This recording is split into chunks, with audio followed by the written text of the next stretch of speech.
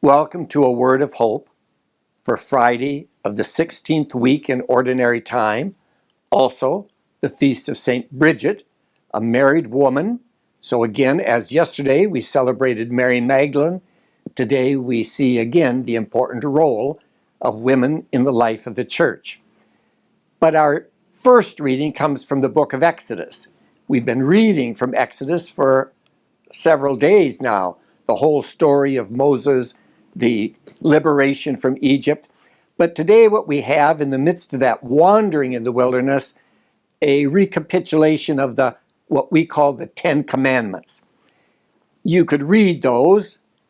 We often today might be inclined to think, well, we aren't people of the commandments. We're people of the new law, which is a law written in our hearts, and we're not bound in the same way. Oh, yes, we're bound by them, but we're also freed. But I just want to raise a thought.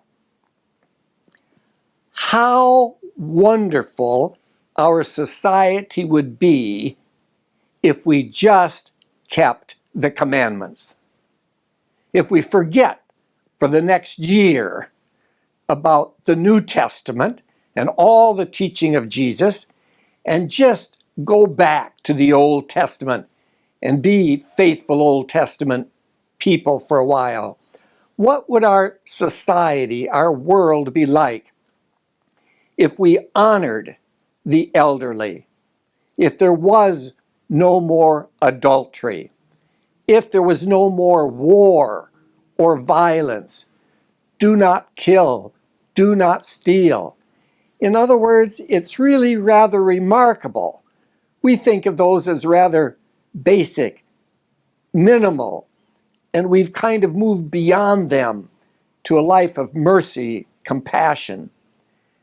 But let us be grateful for those commandments.